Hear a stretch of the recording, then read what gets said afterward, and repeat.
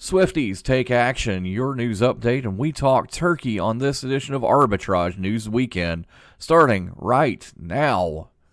Hello and welcome to Arbitrage News Weekend for November 26, 2022. I'm Joshua Stark.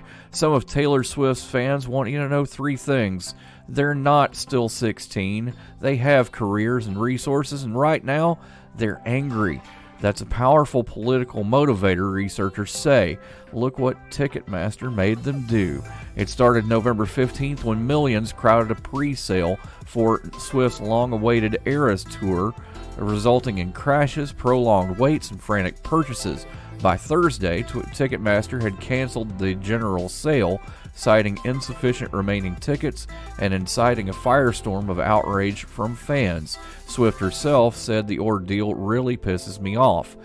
Ticketmaster apologized, but the bad blood had already been sowed, and now fans and politicians have started acting on it. For Swifties, the ire for Ticketmaster is not just about a ticket, it's the fact you can't participate in your community and your fandom, and it's part of your identity, a fan said. More than 253,000 coronavirus cases have been found in China in the past 3 weeks, and the daily average is rising, the government said Tuesday, adding to pressure on officials who are trying to reduce economic damage by easing controls that confine millions of people to their homes. The ruling Communist Party promised earlier this month to reduce disruptions from its zero COVID strategy by making controls more flexible. But this latest wave of outbreaks is challenging that, prompting major cities, including Beijing, to close off populous districts, shut stores and offices, and ordered factories to isolate their workforces from outside contact. Disgraced Theranos CEO Elizabeth Holmes was sentenced Friday to more than 11 years in prison for duping investors in the failed startup that promised to revolutionize blood testing, but instead made her a symbol of Silicon Valley ambition that veered into deceit. The sentence imposed by U.S. District Judge Edward Davalia was shorter than the 15-year penalty requested by federal prosecutors, but far tougher than the leniency her legal team sought for the mother of a year-old son with another child on the way. Holmes, 38, faced a maximum of 20 years in prison. Her legal team requested no more than 18 months, preferably served in home confinement. This is a very heavy sentence, said Rachel Fizzett, a defense lawyer who has also been involved in healthcare cases. Louisiana artist Mandy Posh had to have something to wear to her exhibit opening the next day. Instead of making a last-minute dash to the store, she turned to her creative skills and painted a white off-the-shoulder cocktail dress to match one of her artworks. The result has been an internet smash sensation. Posh lives in Ponchatoula, a town of about 8,000 people in southeastern Louisiana that is known for its annual Strawberry Festival, antique stores, and the live alligator it keeps as its mascot. It's now being noticed for a piece of art that people from around the world have connected with, Posh's dress. When she painted the dress and made a video of it, she joked with her family that it would be a hit. "Y'all just watch, this is going to go viral," said Posh, who owns Mandy May Fine Art. The video, titled "When You Need Something Cool to Wear to Your Art Release Tomorrow Night," has nearly 9 million hits on Facebook. More after this. It's Thursday night, and you're grabbing drinks with some friends. Started off with a pitcher for the table, which quickly becomes 2. There's pool. And there's the photo booth. All right, everybody squeeze in. Say cheese! Followed naturally by an order of wings. And another. Can we get some extra ranch sauce? Then there's the ceremonial nightcap. So what are we doing this weekend? And lastly, it's back to the car, which, if you're buzzed,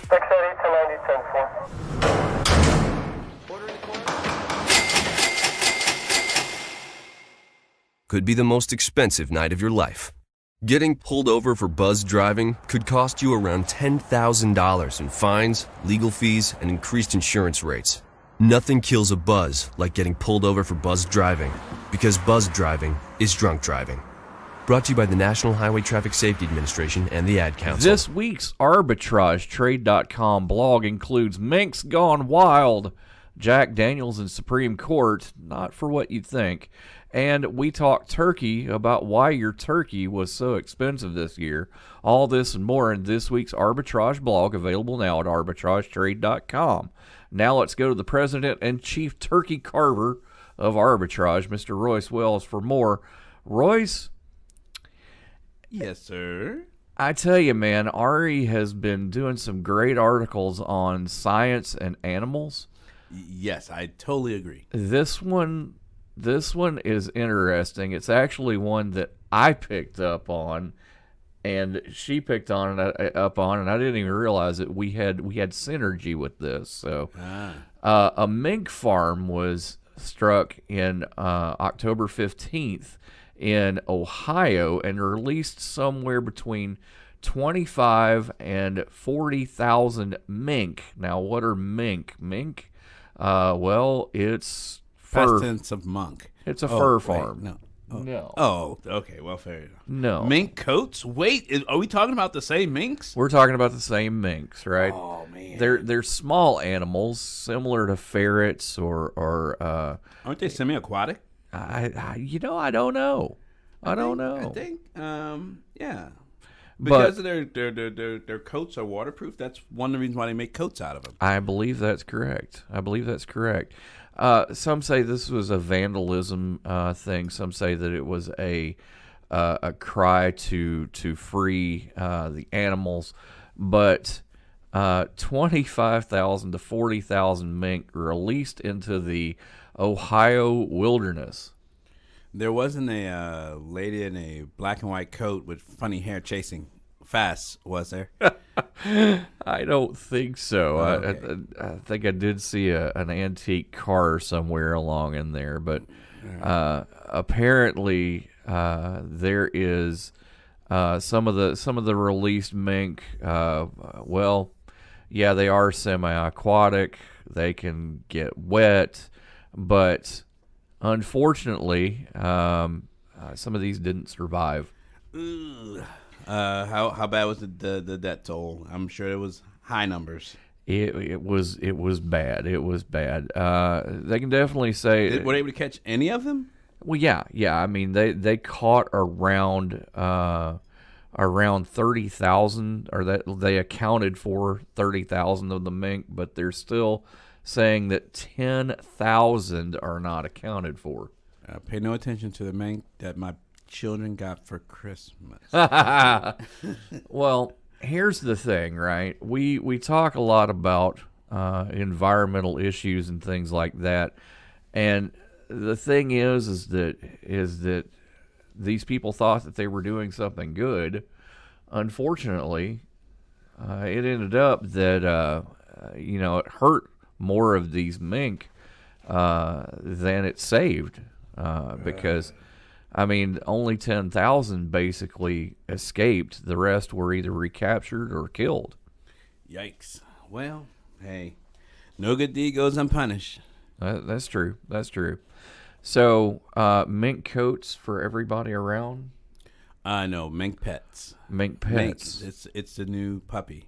It's the new ferret. Yeah, hey, I can see that. There we go. Our feral ferret. Oh, let's not do that. All right, more Maybe after next time. this. Hi, we're the Goo Goo Dolls. We're fortunate that we can give our daughters everything they need to grow and learn. But not every child can focus on classes and play dates. Nearly 13 million kids in the U.S. face hunger. That's 1 in 6. School lunch might be their only meal each day, and it's heartbreaking to imagine any child going to bed hungry. We're dreaming of a perfect day when kids can smile, play, and just be kids without worrying about where their next meal will come from. Feeding America is working to make that perfect day a reality. Each year, the Feeding America network of food banks rescues billions of pounds of good food that would have gone to waste. That food is given to families and children in need. Being a kid should be about doing things that make an ordinary day extraordinary. Learning to play an instrument, building a sandcastle, hosting tea parties. Hunger should never be an obstacle to growing up. You can help end childhood hunger in your community by visiting feedingamerica.org. Brought to you by Feeding America and the Ad Council. Disney has swapped out Bob's in a plot twist worthy of one of their movies few saw coming, but many see as a good move. Bob Iger, the enterprising entertainment executive who brought Star Wars, Pixar, and Marvel under the Disney marquee and challenged the streaming dominance of Netflix, will replace his hand-picked successor, CEO Bob Chapek, whose 2-year tenure has been marked with clashes, missteps, and a weakening financial performance.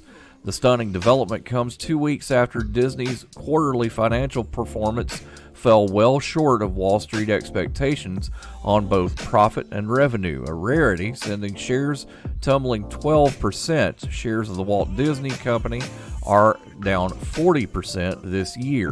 The company's stock jumped 8% at the opening bell Monday at the appointment of Geiger, which is effective immediately. It is with an incredible sense of gratitude and humility, and I must admit a bit of amazement, that I write to you this evening with the news that I am returning to the Walt Disney Company as Chief Executive Officer. Iger, 71, wrote in an email to employees. The tumult atop Disney came quickly with reports that Iger was first approached by board members about a possible return Friday. Iger separated completely with Disney near the end of last year after remaining on board for 2 years as executive chairman, helping to guide Chapek and to guarantee a smooth transition. That transition was anything but smooth, and on Sunday, Iger agreed to a 2-year contract to redirect Disney's trajectory and help find a new leader. Iger was Disney's public face for 15 years as chief executive before handing the job off to Chapek in 2020, a stretch in which he compiled a string of victories lauded in the entertainment industry and by Disney fans. Chapek oversaw Disney during one of the most challenging periods in company history that began with a pandemic and ended, at least under Chapek's rule, with spiraling inflation. But his time as chief executive was also marked by what many saw as unforced errors for a company that, under Iger, appeared to do no wrong. The company became embroiled in a public fight with Governor Ron DeSantis after Disney's home state of Florida enacted a measure that forbids instruction on sexual orientation and gender identity in elementary schools up to 3rd grade, a rule critics dubbed the Don't Say Gay law. Chapek remained silent publicly at first, and that ignited an employee revolt. When Chapek then denounced the measure, it kicked off a political backlash, with conservative lawmakers and media outlets pushing boycotts and labeling Disney as too woke. Months later, Chapek fired Peter Rice, the chairman of Disney General Entertainment Television, among the most highly regarded television executives in the industry. The firing stunned Hollywood and fueled new criticism from investors over Chapek's leadership. It was highly unusual for conflicts at Disney to spill out into the public sphere, but rightly or wrongly, it seemed to be a trait under Chapek. A fight with one of Hollywood's biggest stars went public last year after Scarlett Johansson sued Disney over her pay for Black Widow. Over the past several weeks, more doubts were raised over Chapek's plans to cut costs, including reports of plans for major layoffs, while Disney devotees chafed under price hikes at Disney parks. More after this.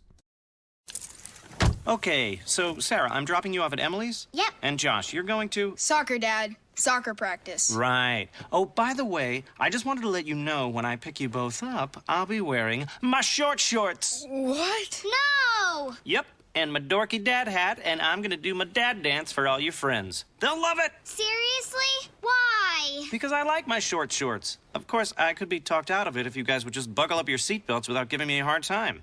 It's important to get your kids to buckle up for safety, no matter what it takes. And sometimes, all it takes is your parental powers of persuasion. Okay, we're buckling up. See, all buckled. Good choice. I'll just have to do my dad dance at dinner time. What? No! Do what you have to make sure your kids are wearing their seatbelts, even on short drives. Never give up until they buckle up. A message from the National Highway Traffic Safety Administration and the Ad Council. Visit safercar.gov/kidsbuckleup for more information. All right, Royce, it's been documented your lack of pets outside of aquariums. Yes, that happens. So you wouldn't have any dog toys around, right? Yep, actually I do have several. How in the world do you have dog toys? I have children that think dog toys are fun sounding, and they try to scare the dickens out of each other with them. There's like I think Oliver, my 4-year-old, yeah, he likes to torment his 18-month-old little sister with a squeaky little pig. Sounds fun. I think I'm taking notes. Yeah, right? Well, a particular dog toy has gotten some people in a little bit of a hot water situation. Jack Daniels seems to be howling mad because of a squeaking dog toy that parodies the signature bottle. And they're taking him to the Supreme Court. Sounds like someone's gotten. Well, I won't say that on air. But we'll just leave that alone. Hey, okay, it's a squeaky toy. What harm could it do? Well, you're familiar with this concept of patents and that sort of thing. Yeah, absolutely, definitely for patents. Their argument is that the plastic toy. It's called a Bud Spaniel's toy. Isn't that cute? There you go. Yeah. That this toy mimics the signature shape of a Jack Daniels bottle. What about any other bottle? You know, like here's a Coke the thing, bottle, right? like I mean, so now we can get away with saying, "Hey, that bottle's shaped like a bottle. I'm gonna sue you." Well, they're so doggone mad that it mimics the shape of the whiskey bottle, as well as the black and white label and the amber colored liquor, and you know the fact that it's kind of it kind of looks like it. I mean, they're saying that Jack Daniels has a signature look, and it's true, right? So wait, so I can get a bottle of maple syrup, and Jack Daniels is going to sue me over that. That's good to know.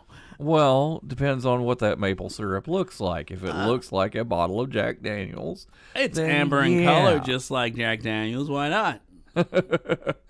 So here's the thing, right? Sounds like Jack Daniels just can't take a joke. Well, there's prop humor here, right? Yeah.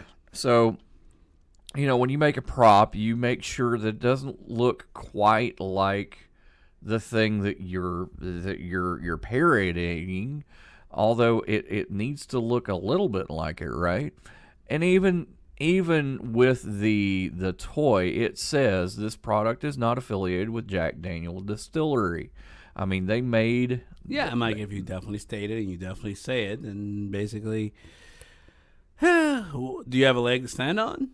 Well, according to... Or a bone to pick? According to their attorney, Jack Daniels' attorney, they say that everyone likes a good joke, but the profit motivation is the problem here, you know. Wait, so they want kickback from it? Well, taking advantage of Jack Daniels' hard-earned goodwill is what they're saying.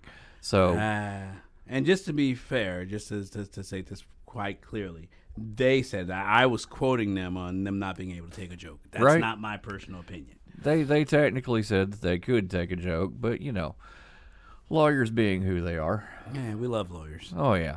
More after this on Arbitrage News Weekend. No word in the English language is less convincing than probably. Are you sure we should get matching tattoos on our first date? Sure. We'll probably stay together. Probably? It's been 23 minutes since I ate. I can probably swim. You should wait 30 minutes. Okay, now tell me what to do. Cannonball! Cramp! Oh, I have a cramp. I can probably hit the green from here. Probably. Can I get a mulligan? Ready to go? Hey, are you sure you're okay to drive? Yeah, I'm pretty sober. Yeah, I'm probably okay. Probably okay isn't okay, especially when it comes to drinking and driving. If you're drinking, call a cab, a car, or a friend. Buzzed driving is drunk driving. A message brought to you by NHTSA and the Ad Council. Rose Profit thought the second mortgage loan on her Brooklyn home was resolved about a decade ago until she received paperwork she owed more than $130,000. I was shocked, said Profit, who refinanced her two-family home in 2006, 6 years after arriving from Haiti. I didn't even know these people because they never contacted me. They never called me. Profit is part of a wave of homeowners that say that they were blindsided by the start of foreclosure actions on their homes over second loans that were taken out more than a decade ago. The trusts and mortgage loan servicers behind the actions say the loans were defaulted on years ago. Some of these homeowners say they weren't even aware they had a second mortgage because of confusing loan structures. Others believe their second loans were rolled in with their first mortgage payments or forgiven. Typically, they say that they had not received statements on the second loans for years as they paid down their first mortgages. Now they're being told the loans weren't dead after all. Instead, they're what critics call zombie debt, old loans with new collection actions. While no federal government agency tracks the number of foreclosure actions on second mortgages, attorneys aiding homeowners say that they have surged in recent years. The attorneys say that many of the loans are owned by purchases of troubled mortgages and are being pursued now because home values have increased and there's more equity in them. They have been holding them, having no communication with the borrowers, said Andrea Stark, an attorney with the Boston-based National Consumer Law Center. And then all of a sudden, they're coming out of the woodwork and are threatening to foreclose because now there is value in the property. They could foreclose on the property and actually get something after the first mortgages are paid off. Attorneys for owners of the loans and the companies that service them argue that they are pursuing legitimately owned debt no matter what the borrowers believed, and they say they are acting legally to claim it. How did this happen? Well, court actions can now be traced to the tail end of the housing boom earlier this century. Some involve home equity lines of credit, others stem from 80-20 loans in which home buyers could take out a first loan covering about 80% of the purchase price and a second loan covering the remaining 20%. Splitting loans allowed borrowers to avoid large down payments, but the second loans could carry interest rates of 9% or more and balloon payments. Consumer advocates say the loans, many originating with since discredited lenders, included predatory terms and were marketed in communities of color and lower income neighborhoods. The surge in people falling behind on mortgage payments after the Great Recession began included homeowners with second loans. They were among the people who took advantage of federal loan modification programs, refinanced, or declared bankruptcy to help keep their homes. In some cases, the first loans were modified, but the second ones weren't. Some second mortgages at that time were charged off, meaning the creditor had stopped seeking payment. That doesn't mean the loan was forgiven, but that was the impression of many homeowners, some of whom apparently misunderstood the 80-20 loan structure. Other borrowers say they had difficulty getting answers about their second loans. In court filings, the defendants dispute the plaintiff's interpretation of the statute of limitations, say they acted properly, and are seeking to dismiss the lawsuits. We will be following this story with Arbitrage News and our blog, so take a look at arbitragetrade.com/blogs to see more. Why was the basketball court all wet?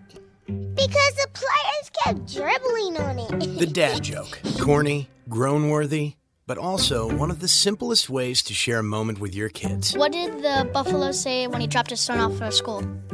Bye, son. So take a moment to make your kid laugh, because dad jokes rule. Make your kid laugh today. Go to fatherhood.gov. Brought to you by the U.S. Department of Health and Human Services and the Ad Council. Adopt US Kids presents What to Expect When You're Expecting a Teenager. Learning the lingo. Jelly. Jelly adjective. Jelly is a shorter, better way to say jealous, as in Chloe, I am like so jelly of your unicorn phone case. You don't have to speak teen to be a perfect parent. Thousands of teens in foster care will love you just the same. Visit adoptuskids.org, brought to you by the U.S. Department of Health and Human Services, Adopt U.S. Kids, and the Ad Council. Royce, hopefully we had a great Thanksgiving by now. I don't think I'm rolling back the curtain too much by saying we do pre-tape these. Yeah, absolutely. We're not here on Saturdays. Are you nuts? Give me a break. Most of the time. Most of the time. That's like, right. Wait a minute. That's true. I mean, the last production rollout, Most of the time. I definitely remember. Darius might be able to say, I think we could all say that we spent a couple of Saturdays up here at least. At the very least. But however, this one, because it is Thanksgiving weekend, we are pre-taping this, and right now Americans are bracing for a costly Thanksgiving this year. Double-digit percent increases in the price of turkey, potatoes, stuffing, canned pumpkin, and other things. But why, Josh? Why? You know, historically, we've only risen about 2% annually, but because of lower production, higher costs for labor, transportation, items, and that sort of thing, disease, rough weather, the war in Ukraine. I mean, we've got a lot of factors going on here. Sounds like a lot of excuses to me. Well, sorry. it really isn't. It really isn't about shortages this year. Okay, so what's it about then? Well, like I said, I mean, we've got tons of things going on. There are tighter supplies with some pretty good reasons for it this year. Wholesale turkey prices are at record highs after a difficult year for U.S. flocks. Apparently, a particularly deadly strain of avian flu has wiped out about 48 million turkeys and other poultry in 46 states this year. Sounds fun. That's a factor. So U.S. turkey supplies per capita are at their lowest level since 1986. Sounds like you're just flapping your gums. You know what? It's not me that said that. It was Mark Jordan with the Jonesboro, Arkansas-based Leap Market Analytics. So, oh wow, okay, it's another analytics company. I digress. You know what? I'm not going to mess with analytics. 'Cause we can't mess with analytics, can we? That's our bread and butter. So yeah, absolutely. Right. So here's some more numbers for you. Up 177 per pound in November, up 28% from the same month last year. Oh wow. So 28% more we're paying for our turkeys this year. So that means we're getting 27% less turkey? No, it just means we're paying more. Technically, if we're paying 27% more, that means that we're getting less. That means last year I could have gotten 27% more turkey than I got this year. Yeah. Also, eggs are going up. Eggs for average grade A dozen eggs, average of $2.28, more than double the price from the year prior. I guess the yoke's on you. I'm going to have to hurt you for that one. How about stuffing? Stuffing, 16-ounce box of stuffing costs 14% more than last year. A 5-pound bag of potatoes averaged $3.26, or 45.5% higher from a year ago. Why, Josh? I don't know. Are we trying to end world hunger by starving us and being able to buy stuff now? Well, you've seen me. I'm not going to starve. So. Oh, no, I won't starve either, but, you know. You've had lunch with me before. I think we can absolutely roll that. Just now. Yeah, we did, didn't we? Yeah, it was pretty good. So the average cost of a classic Thanksgiving dinner looks to be, for 8 people, looks to be around $180. That's $40 more than the advertised price last year. Wow. So we hope you enjoyed your Thanksgiving dinner. We'll see you Monday on Arbitrage News. Arbitrage Trade Analytics, LLC, is a privately held market research company. Arbitrage Trade Analytics, LLC, is solely responsible for the preparation and distribution of the content of this podcast. The opinions offered in this podcast are for informational purposes only and are not intended to be investment advice. Seek a duly licensed professional for investment advice. For more information about the informational research and services offered by Arbitrage Trade Analytics, LLC, please visit arbitrage